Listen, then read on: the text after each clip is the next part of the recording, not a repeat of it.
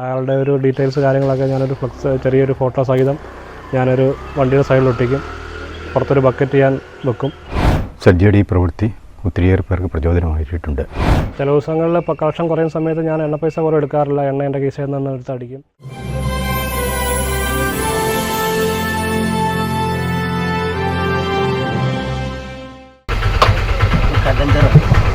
ഇന്ന് കാരുണ്യയാത്രയാണ് സാറേ. 1-ാം തീയതി എല്ലാ മാസവും കാരുണ്യയാത്രയായിട്ടാണ് ഓടുന്നത്. സാറിന് ഇഷ്ടമുള്ള തുക.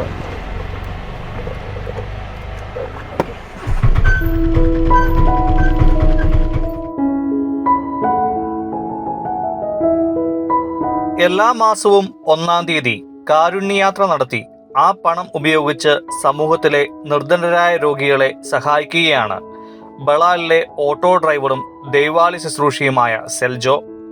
ഓട്ടോ ഓടിക്കിട്ടുന്ന പണം സ്വന്തം കുടുംബത്തിനായി മാത്രമല്ല, നിർധനരായ രോഗികളുടെ കുടുംബത്തിനായും ഈ നല്ല സമരിയക്കാരൻ ചെലവഴിക്കുന്നു. എൻ്റെ പേര് സെൽജോ. വീട്ടിലെ ചാച്ചനമ്മ, വൈഫ്, 2 പിള്ളേർ. ഞാൻ 14 വർഷമായിട്ട് ഓട്ടോ ഓടിക്കുകയാണ്. പള്ളിയിലെ ദേവാലയ ശുശ്രൂഷയാണ് ബളാൽ പള്ളിയിലെ. ഇങ്ങനെ ഒരു ഇതിലേക്ക് എന്നെ തിരിച്ചത് 14 വർഷമായി വണ്ടി ഓടിക്കാൻ തുടങ്ങിയിട്ട്. മറ്റ് അസുഖങ്ങളോ കാര്യങ്ങളോ ഉണ്ടായിട്ട് എനിക്കൊരു ലീവോ കാര്യങ്ങളോ ചെയ്യേണ്ടതായിട്ട് വന്നിട്ടില്ല. അങ്ങനെ ഒരു ഇതിലേക്ക് വന്നപ്പോഴാണ് ഇതൊരാശയം മനസ്സിൽ വന്നത്. ഓരോ മാസവും 1-ാം തീയതി ഒരു കാരുണ്യയാത്ര നടത്തി ആ പൈസ ഏതെങ്കിലും രോഗികൾക്ക് കൊടുക്കുക. അങ്ങനെ ഒരു ആശയം വന്നു. ഞാൻ എൻ്റെ സുഹൃത്തുക്കളോട് ഞാനിത് പറഞ്ഞു. അവരാണ് എനിക്ക് സപ്പോർട്ട് ചെയ്തത്.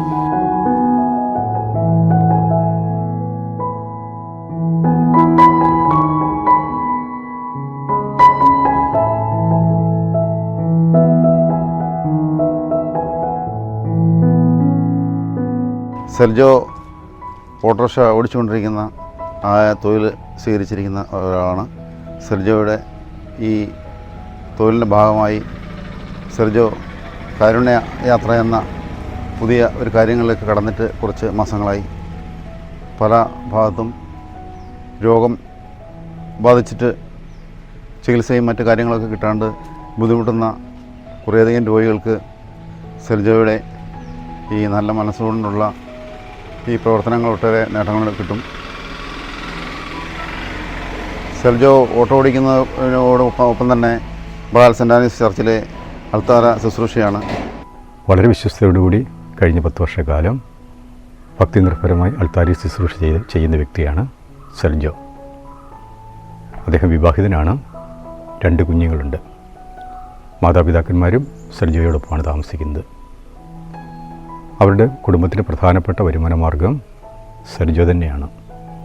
അദ്ദേഹം കുടുംബത്തിന് വേണ്ടിയിട്ടുള്ള ഉപജീവനമാർഗം കണ്ടെത്തുന്നത് പ്രധാനമായിട്ടും ഒരു ഓട്ടോ റിക്ഷ തൊഴിലാളി എന്നുള്ള രീതിയിലാണ്. അൾത്താരയിൽ സേവനം ചെയ്യുന്നതോടൊപ്പം തന്നെ ബാക്കിയുള്ള സമയം മുഴുവനും കുടുംബത്തിന് വേണ്ടിയിട്ട് ഓട്ടോറിക്ഷ ഓടിച്ചാണ് ജീവിക്കുക.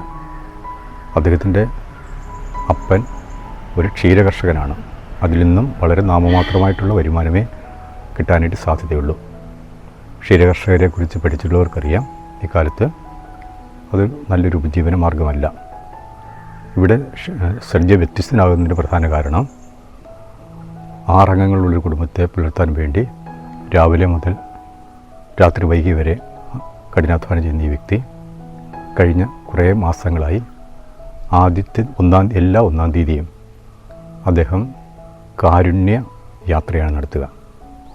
ഈ പ്രദേശങ്ങളിലോ സമീപ പ്രദേശത്തൊക്കെയുള്ള ഏറ്റവും വേദന അനുഭവിക്കുന്ന രോഗികളായിട്ടുള്ള വ്യക്തികളുടെ ചികിത്സാർത്ഥമാണ് അദ്ദേഹം 1-ാം തീയതി ഈ ഒരു കാരുണ്യയാത്ര നടത്തുക.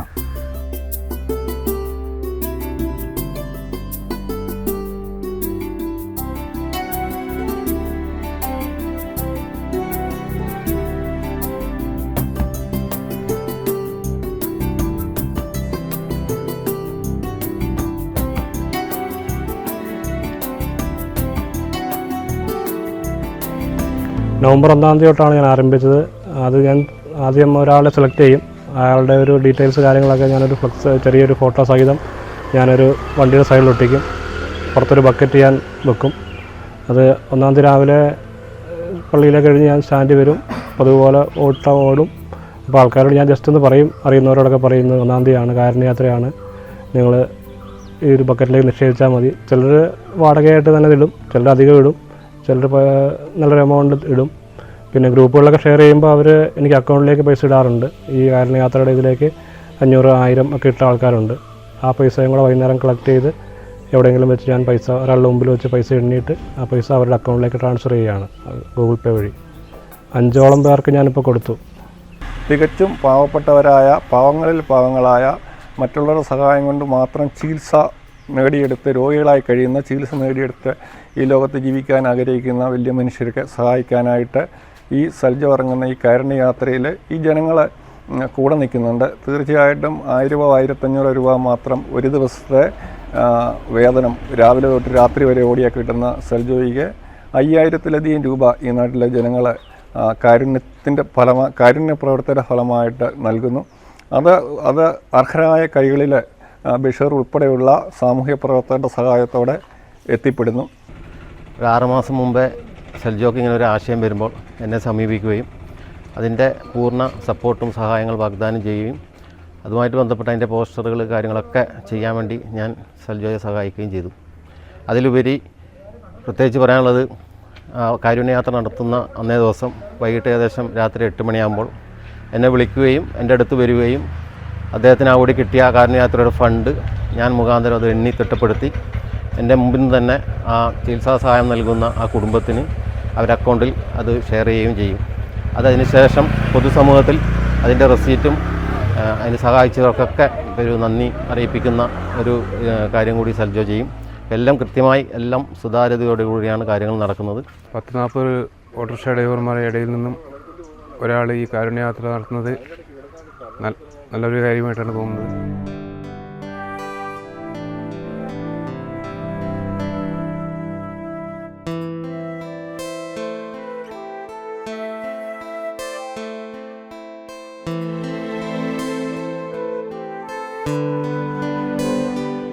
മാസത്തിലെ ഒരു ദിവസമാണ് നമ്മൾ ഇതിനു വേണ്ടി മാറ്റി വയ്ക്കുന്നുള്ളൂ. ബാക്കി എല്ലാ ദിവസവും നമ്മൾ ഓടുന്നുണ്ട്.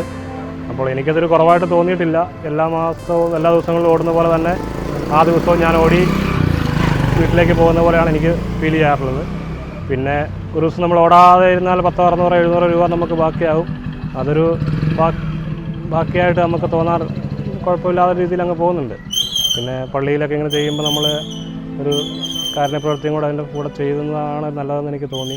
വീട്ടുകാരുടെ ഭാഗത്തു നിന്നൊക്കെ നല്ല പിന്തുണയാണ്. കാരണം എൻ്റെ വീട്ടിലുള്ളവരൊക്കെ തന്നെ എനിക്ക് നല്ലൊരു പൈസ തരാറുണ്ട്. വീട്ടിലുള്ളവർ അതുപോലെ അമ്മയുടെ ചേച്ചിമാർ, അനിയത്തിമാരെല്ലാം എനിക്ക് ഒരു പൈസ അവർ ഒരു മാസം തരുന്നുണ്ട്. അവരുടെ ഭാഗത്തു നിന്നും എല്ലാം നല്ല പിന്തുണയാണ് എനിക്കുള്ളത്.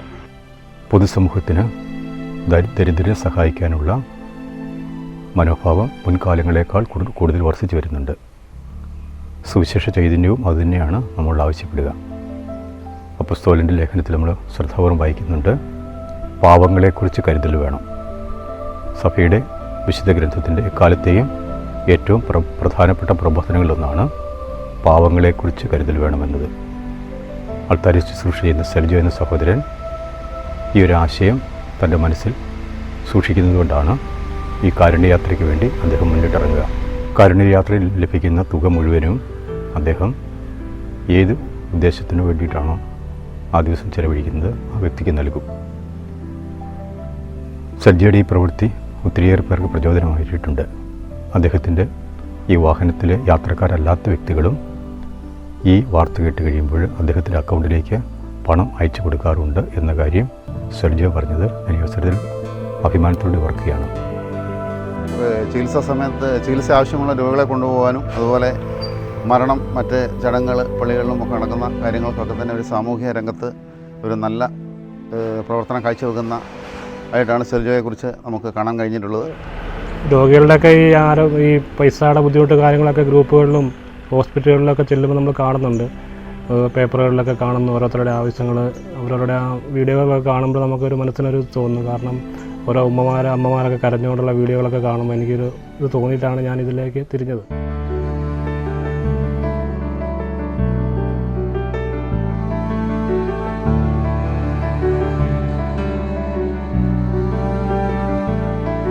എനിക്കിത് ആദ്യമായിട്ട് തുടങ്ങാനൊരു പ്രചോദനം നൽകിയത് നമ്മുടെ കരിന്തളത്തുള്ള പവിത്ര നീലേശ്വരം എന്ന ആളുടെ ഒരു വീഡിയോ കണ്ടപ്പോഴാണ് എനിക്കിത് അവർക്ക് തന്നെ ആദ്യം ചെയ്യണമെന്ന് വിചാരിച്ചു. ആ അമ്മയുടെ കരച്ചിൽ കേട്ടപ്പോഴാണ് എനിക്ക് എൻ്റെ മനസ്സൊന്ന് ഇതായി മാറിയത്.